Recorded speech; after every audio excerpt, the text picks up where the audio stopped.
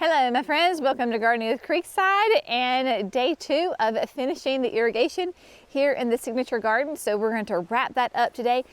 Plus, while the boys are finishing the irrigation, I am going to go over to the barn and we are going to plant the water trough for fall, winter, and early spring. Super excited about that. I have some really fun plants pulled that are going to give us really nice interest throughout these colder months. Speaking of colder months, so it was literally here yesterday that we were in shorts and t-shirts. We were breaking records because it was so incredibly hot. And then today, oh my goodness, the winds are blowing in and it is a much different weather here at Creekside Nursery in Dallas, North Carolina. We are going to have our first freeze tonight, and then tomorrow night we're going to dip down to like 25, 26. So a really good hard freeze. That is one of the reasons why I'm going to go ahead and get rid of this water trough full of the summer annuals and put in that gorgeous evergreen color for the winter. So first, let's just kind of give you an update of what has happened so far with the irrigation, and then we'll go do the water trough. All right. We are here, of course, at the signature garden, and Jerry has been quite busy this morning already. He has got the irrigation, remember yesterday we stopped on this corner, so he has gotten it all the way up till the middle.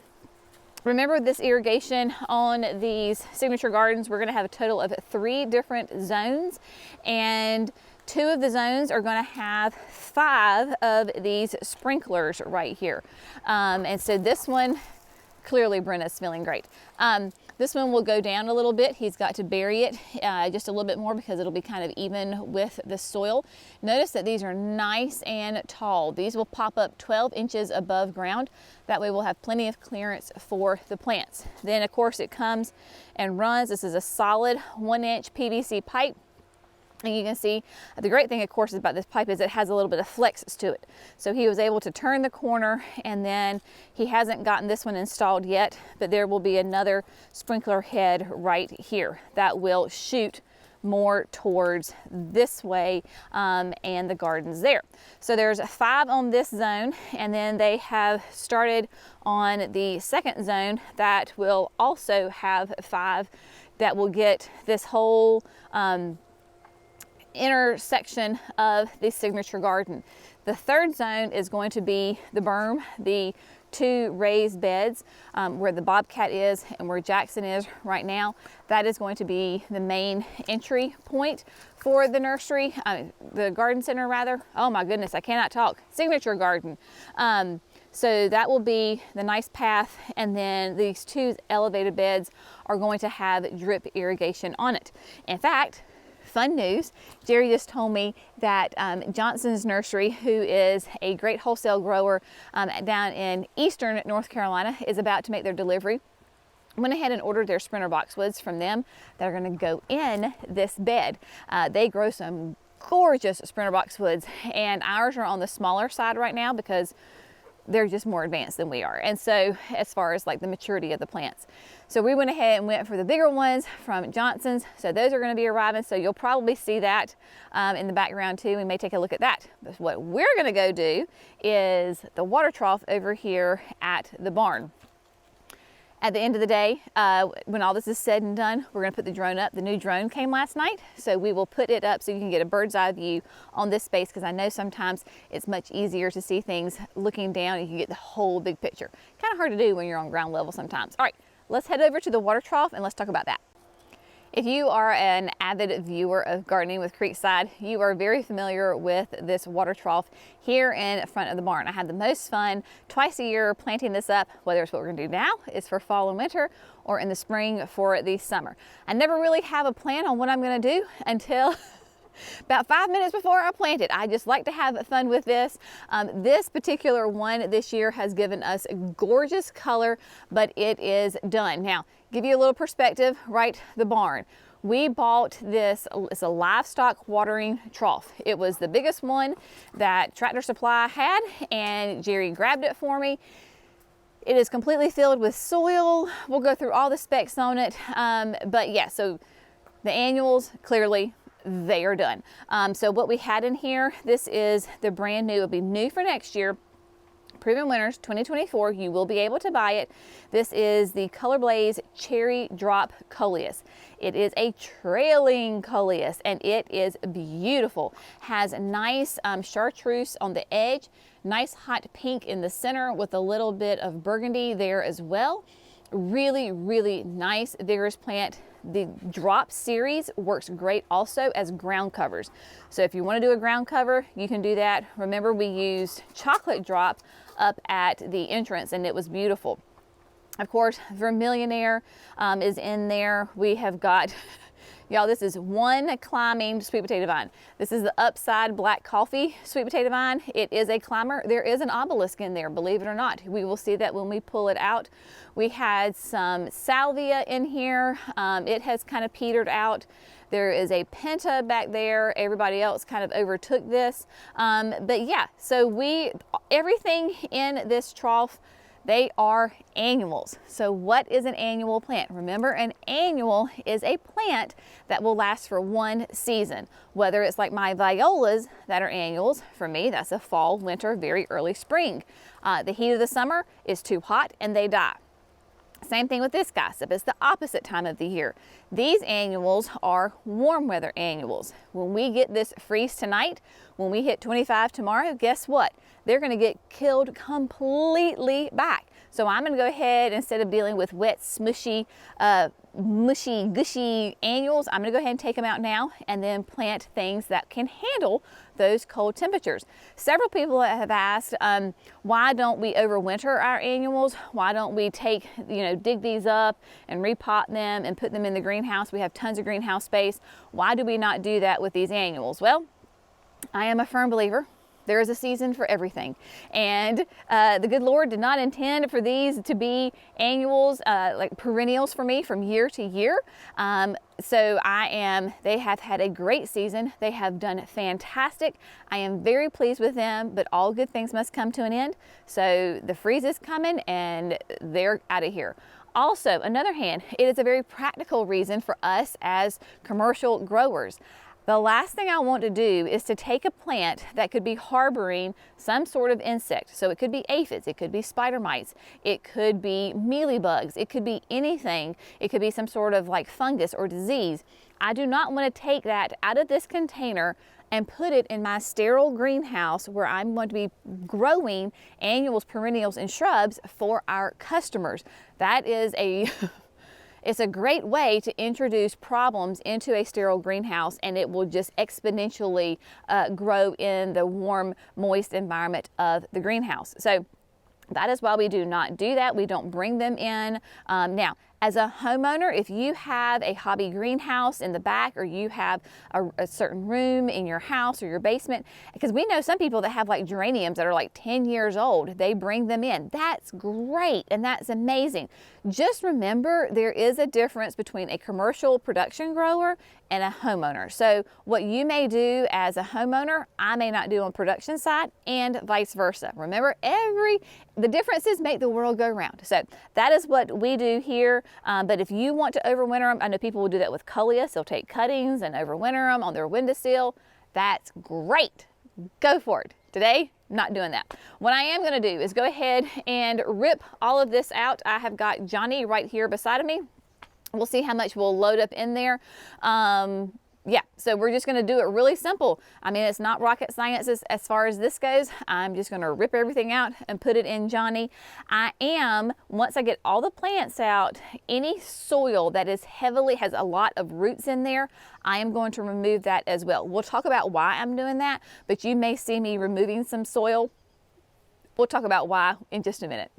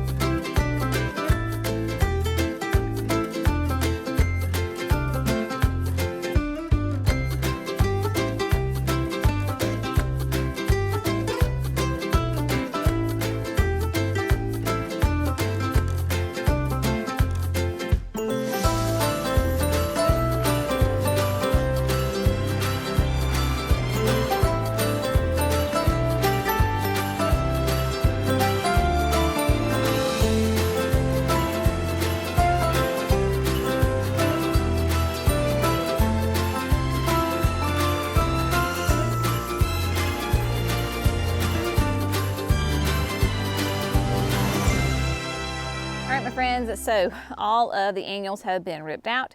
It was a cart full for Johnny, but got that out.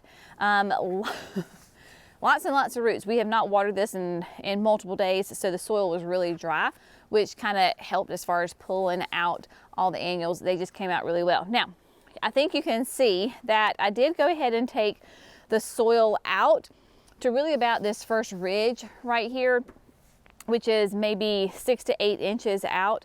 This entire water trough is filled with potting soil. When Jerry and I got this several years ago, this is probably like year 4 on it, and we did not drill holes in the bottom because there is a drain plug about 1 inch above the base in the back, because I mean, it's a livestock water trough, and so if a farmer, you know, needs to clean it out, he can just pull that plug and let the water rush out, and then he can clean it. Because we're using this as a planter, we just left that open. All of your containers need to have drainage holes in some fashion or sort. I did not want to put holes in the bottom because during the week, you know, the weekend, say Sunday, Monday, Tuesday, when we're not open, we don't have to be over here watering this constantly, because it will hold some water in the bottom of it. However, it will not flood. It will have a nice way to escape. We have never had any issue whatsoever with it draining. In fact, the only thing we've had problems is that the plants are too vigorous and we can't keep enough water on it. So no matter what your container is, no matter what container size, always fill it completely full of soil. And no, we're not going to completely empty this and do this every year with fresh soil. That would be a lot of expense to do that. I could see maybe at some point go ahead and emptying this. I mean, like, we're going on probably 4 years at least now, and I've taken it back this much because down in there are roots everywhere, and it gets really, really tight. So that kind of locks up the moisture, the nutrition, and all of that. So because of that, it is really tight in there and compacted. So I used my cultivator from Felco. I love this thing. It is perfect for this type of job because it has those nice, really kind of sharp 3 prongs on it, and you can really get in there and rip, and it rips those roots. We did not have these on the website because Felco themselves were out of them. They sent them this week, so they are back up on the Gardening with Creekside website. So if you're interested in these, it really is a very nice handy dandy tool. And I will say, I do love that they're red, because a couple of times I had thrown it down in there, soil had gotten on top of it, but I could see a little red peeking out. So that makes it really nice. So the cultivator is a great tool to have in this kind of case where you have compacted soil, whether it's in a container or the landscape. Now, what we're going to do is, because we want to have the best growing conditions for our plants that we're going to put in here. So what I'm going to do is go ahead and take some land and seed, and I'm going to give myself a nice layer of this great compost. I always have the hardest time like judging how much I need. So I think 2 bags will be perfect for this. And again, I'm sorry y'all, I don't know the exact size of this trough. I just know it's the biggest one that they had. Roughly, I would say the diameter is, say, maybe 2.5 feet deep, and I'm 5 feet, so it was probably somewhere close to 6 feet long. So that kind of gives you an idea. And then height wise, I would say 3 feet tall. So it will hold quite a bit. Now, just because you have some older soil in here, we're doing a container. Whenever I do a container, remember, I always put down the land and seed. It just gives a great source of nutrition to those roots of those plants. So we're going to take the cultivator again and just kind of mix that up with the existing soil that's in there and give it a nice little zhuzh. Now, of course, as always, when we're planting, we're going to use our biotone. And so biotone, remember, great starter fertilizer for good, healthy root systems, which is what we want. So I'm just kind of mixing that in there so we don't have a terrible lasagna effect on that. Roughly smooth it back out. If you come across some really big clods of roots, go ahead and get those out. It is perfectly fine to get those out, and so that your plants have lots of good availability to this new soil. So I'm going to go ahead and put the biotone down first. So this will be great for all of the plants that we're putting in here. We have a very fun assortment of it's the smell of success right there, my friends. Just go ahead and imagine those roots smelling that and being like, oh, we're so happy she's giving us some food. We're going to put trees, we're going to put shrubs, we're going to put perennials, and we're going to put annuals. Let me show you what we're going to put in here. So yes, we are going to put a wide assortment of plants in this water trough. That's the fun thing about the wintertime, is that I can plant things in here that normally I would never ever plant in a container, because essentially, yes, you're going to have some foliage growth, but essentially they're going to kind of stay roughly the same size as they are, because we're going into winter and we don't have a lot of top growth, right? So I can play around a little bit. Now we'll see how this all comes together. In my brain, it's going to be great. In the middle, I grabbed a tea olive, Sweet Osmanthus, because it is a beautiful evergreen. And one of the main reasons why I chose this is because it's a little taller than the other things that we're going to be putting in. But it also, while we love tea olives, are because of those beautiful little flowers right there that have the most delicious fragrance. So with it being right here beside the barn door where everybody checks out, in the barn rather, I wanted to have that. So that is going to go dead center. So beautiful evergreen. And now remember, in the landscape, these can get like 10, 15 feet tall. So nice and full and bushy. You can tell I had it over in the pines because it's got some pine needles still in it. On each side, I'm going to put 2 cryptomerias, yet more trees. This is the black dragon, such a fun little more petite tree. You can see, look at that. Just a really neat texture to it. They're a little funky, so I like the funkiness of them. So they're gonna go on each side of the tea olive. And I've grabbed 2 fire chiefs. We'll just see how it all plays out. But the fire chiefs, as you can see, these are type of arborvitae, and they have already started to turn their beautiful bronze color. In the summertime, they are nice and bright green all over, and just the little tiny tips have that bronze. These are not dead. They are not dying. This is not a result of a drought. This is what they do as the days get shorter and the days get cooler. So that's great. I've got 2, I may need 3, I don't know.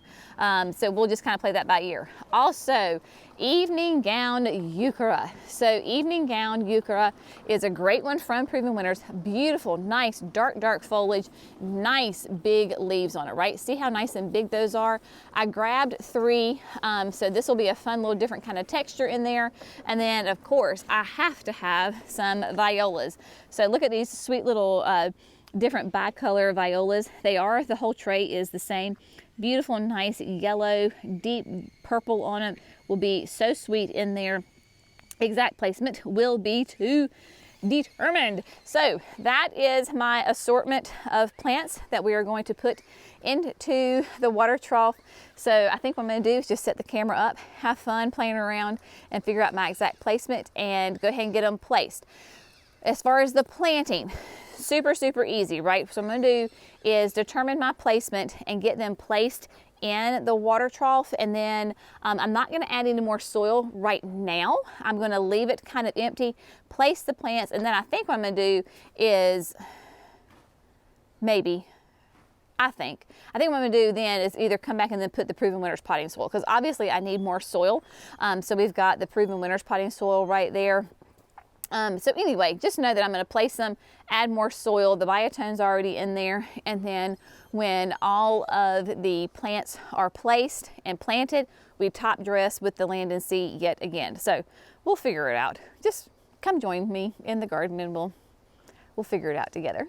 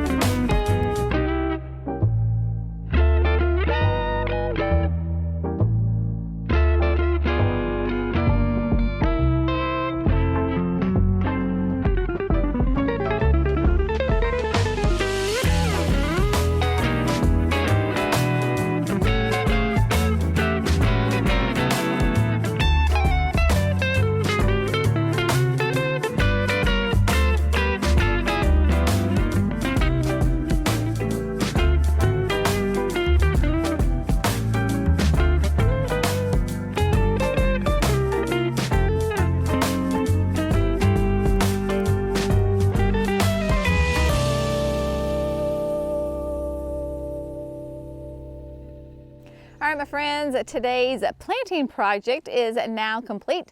The water trough is all nice and planted. Everybody is nice and snugged in their new winter home, and it is going to be glorious. I really do enjoy switching up this container from season to season. Absolutely completely different than the summer planting. Nice, beautiful structure here. Lots of different kind of tones and textures and heights and shapes, which I think is just really, really fun.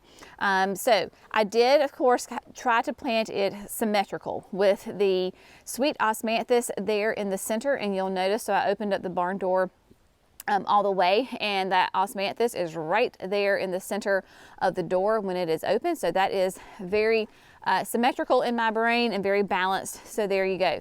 Then on each side, of course, is the black dragon cryptomeria.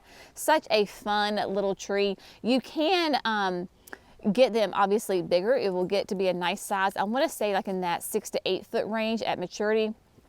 And then, of course, the Fire Chief arborvitaes, they have got a great fun texture to them as well. And then that color is just going to deepen. So you're going to get all that bronze on there. This green is going to go away, especially with these colder temperatures that we're getting tonight and the next couple of nights. That will really help it get a nice, gorgeous bronze color. And then the evening gown eucharis, I ended up doing 2. So I did 2 on each side and then kind of just planted them at an angle here, and then filled in the middle with the sweet little violas. Now the little violas, they are on the smaller side right now. These are ones that we were growing ourselves, and just the crop was a later crop, so they were still small. The root system was nice, and I mean, like, it went all the way through, so that's great.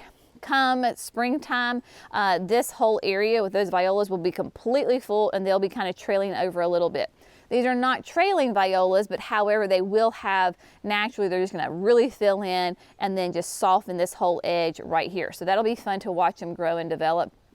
And then I do love having the osmanthus here, the tea olive, so that as customers come by and they're standing here, they'll go, "What is that smell?" And they can go, "Oh, that's the tea olive. That's what that is." So really, really fun. Like I said, completely different look and texture than the summer plantings, but that is what I love. Nice color and very, very low maintenance on it. We will not really have to fertilize this at all. Of course, the biotone was in there. If you put like a slow release fertilizer in there, I mean, I could technically have done that with the violas, but the slow release is time release fertilizer is released by temperature. The warmer the temperatures, the more it releases. So in the wintertime, it's cold, so it's just gonna sit there. So it's just kind of a waste of my resources, so I'm not gonna do that. That's why using that land and sea and fresh potting soil from Proven Winners, which actually does have a little bit of the time release in there. So if we have warm days, I mean, it's just naturally in there.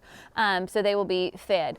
And then just keep it on a regular water schedule. We're not having any rain. We were supposed to have rain today, and it's just been, as I say, spitting. It's just been little, not even a rain. It's just like a little mist every once in a while. So we're not really getting good rain. We'll just have to go ahead and get those watered in and make sure that they stay well watered if we do not get any rain. Speaking of water, I did not water this yet. You wanna know why? Because my sweet husband is working on irrigation, and we have no water right now because he had to turn the main water off. So just coming over here on this side of the shrub lot, looking out onto the signature garden, it looks like we have massive, I don't know, gophers or something around here, but he is getting it all together. Yesterday you saw him build the manifold, and there you go. The water that is in there is because when he did cut the main water line, obviously there was water in the pipe, and so yeah, there you go. It's nice and full. So that is why he talks about using the glue and the primer and all this, is it's wet and dry. So it does not have to be completely dry for him to use it. The PVC can be wet and in wet conditions. This is our normal mode of operation. When he does irrigation, it's almost always wet. So what you're looking at here, let me tell you. So this is the main water line right here. So that's the main water line. He tapped into it with that T. Then he comes across with the 3 different valves for the irrigation. So we have 3 zones here. So 2 of them are going to be for the actual main part of the garden, and then they have 5 sprinkler heads on each one, and then 1 is for the raised beds, the berms, whatever you want to say.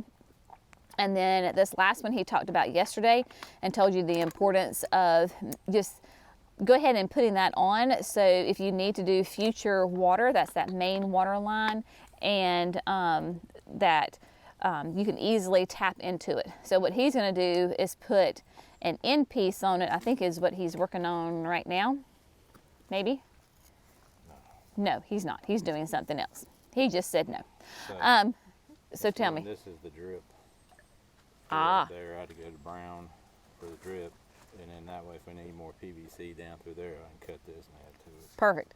So he doesn't have a mic on. So that he said that's for the berm, so he can attach the brown drip tube in that, and so he will do that. He put an extender on there in case we don't have enough pressure and we have to run the PVC pipe down further. We can easily tap into it, and that just makes life a lot easier there. So that is basically going to be it for today, but stay tuned for drone footage. I think as long as it's not pouring down rain, then he will get the new drone up, show you some fall colors. I think I told you, or maybe some of you may know, that this past weekend we went down to visit our oldest daughter in college. She's a freshman at Anderson University, hence my sweatshirt today. And it was homecoming / parents weekend. So we went to go see her. Left on Friday, came back on Sunday afternoon, and I'm telling you what, when we got home, I had to ask Megan, I was like, did the wind blow? Because so many leaves fell while we were gone. And she was like, no.